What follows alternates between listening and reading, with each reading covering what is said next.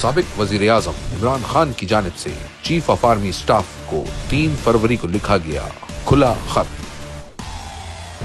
فوج بھی میری ہے اور ملک بھی میرا ہے۔ ہمارے فوجی پاکستان کے لیے قربانیاں دے رہے ہیں۔ دہشت گردی کے خلاف جنگ میں کامیابی کے لیے ضروری ہے کہ قوم فوج کے پیچھے کھڑی ہو، لیکن افسوسناک امر ہے کہ اسٹیبلشمنٹ کی پالیسیوں کی وجہ سے فوج اور عوام میں خلیج دن بدن بڑھتی جا رہی ہے۔ اس کی کچھ بنیادی وجوہات ہیں جن کو مد نظر رکھتے ہوئے اسٹیبلشمنٹ کو اپنی پالیسیوں پر نظر ثانی کرنے کی ضرورت ہے تاکہ عوام اور فوج کے درمیان بڑھتے ہوئے فاصلے اور فوج کی بدنامی کو کم کیا جا سکے۔ سب سے بڑی وجہ 2024 کے انتخابات میں تاریخی دھاندلی اور عوامی مینڈیٹ کی سرے عام چوری ہے، جس نے عوام کے غصے کو ابھارا ہے۔ جس انداز میں ایجنسیاں پری پول دھاندلی اور نتائج کنٹرول کرنے کے لیے سیاسی انجینئرنگ میں ملوث رہیں، اس نے قوم کے اعتماد کو شدید ٹھیس پہنچائی ہے۔ صرف 17 نشستیں جیتنے والی پارٹی کو اقتدار دے کر اردلی حکومت ملک پر مسلط کر دی گئی۔ دوسری وجہ 26ویں آئینی ترمیم ہے۔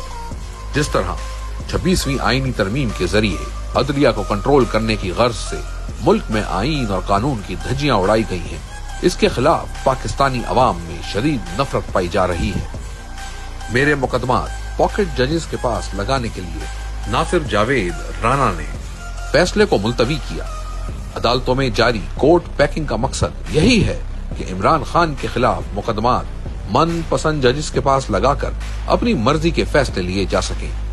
اس سب کا مقصد میرے خلاف مقدمات میں من پسند فیصلے، انسانی حقوق کی پامالی اور انتخابی فراڈ کی پردہ پوشی ہے تاکہ عدلیہ میں کوئی شفاف فیصلے دینے والا نہ ہو۔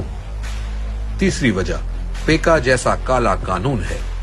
الیکٹرانک میڈیا پر پہلے ہی قبضہ کیا جا چکا ہے، اب پیکا کی صورت میں سوشل میڈیا اور انٹرنیٹ پر بھی قدغن لگا دی گئی ہے۔ اس سب کی وجہ سے پاکستان کا GSP+ اسٹیٹس بھی خطرے میں ہے۔ انٹرنیٹ میں خلل کی وجہ سے ہماری IT انڈسٹری کو $1.72 بلین سے زائد کا نقصان ہو چکا ہے اور نوجوانوں کا کیریئر تباہ ہو رہا ہے۔ چوتھی اہم وجہ ملک کی سب سے بڑی اور مقبول جماعت پر ریاستی دہشت گردی کا سلسلہ مسلسل جاری ہے۔ ہمارے لیڈران اور کارکنان کی چار دیواری کا تقدس پامال کرتے ہوئے 1 لاکھ سے زائد چھاپے مارے گئے، 20,000 سے زائد ورکرز اور سپورٹرز کی گرفتاریاں کی گئی، انہیں اغوا کیا گیا، لوگوں کے خاندانوں کو ہراساں کیا گیا اور تحریک انصاف کو کچلنے کی غرض سے مسلسل انسانی حقوق کی پامالی کی جا رہی ہے، جس نے عوامی جذبات کو مجروح کیا ہے۔ پانچویں بڑی وجہ ملک میں سیاسی عدم استحکام کی بدولت معیشت کا برا حال ہے، جس نے عوام کو مجبور کر دیا ہے اور وہ پاکستان چھوڑ کر اپنے سرمایہ سمیت تیزی سے بیرون ملک منتقل ہو رہے ہیں۔ معاشی عدم استحکام اپنی انتہا پر ہے، گروتھ ریٹ 0 ہے اور پاکستان میں سرمایہ کاری نہ ہونے کے برابر ہے۔ کسی بھی ملک میں قانون کی حکمرانی اور عدل کے بغیر سرمایہ کاری ممکن نہیں ہوتی۔ جہاں دہشت گردی کا خوف ہو، وہاں کوئی سرمایہ کاری کرنے کو تیار نہیں ہوتا۔ سرمایہ کاری صرف تب آتی ہے جب ملک میں عوامی امنگوں کی ترجمان حکومت قائم ہو، اس کے علاوہ سب کلیے بیکار ہیں۔ چھٹی بڑی وجہ تمام اداروں کا اپنے فرائض چھوڑ کر سیاسی انتقام کی غرض سے تحریک انصاف کو کچلنے کا کام کرنا ہے۔ میجر کرنل سطح کے افراد کی جانب سے عدالتی احکامات کی دھجیاں بکھیرنے کا سلسلہ جاری ہے۔ عدلیہ کے فیصلوں کو جوتے کی نوک پر رکھا جا رہا ہے، جس کی وجہ سے پوری فوج پر نزلہ گر رہا ہے۔ پرسوں ATC کے جج نے عدالت میں میری اہلیہ کو شامل تفتیش ہونے کا حکم دیا، اس کے باوجود کہ وہ آنا چاہتی تھی، کسی نادیدہ قوت نے اس کو سبوتاج کیا۔ بحیثیت سابق وزیر اعظم میرا کام اس قوم کی بہتری کے لیے ان مسائل کی نشاندہی ہے جن کی وجہ سے فوج مسلسل بدنامی کا شکار ہو رہی ہے۔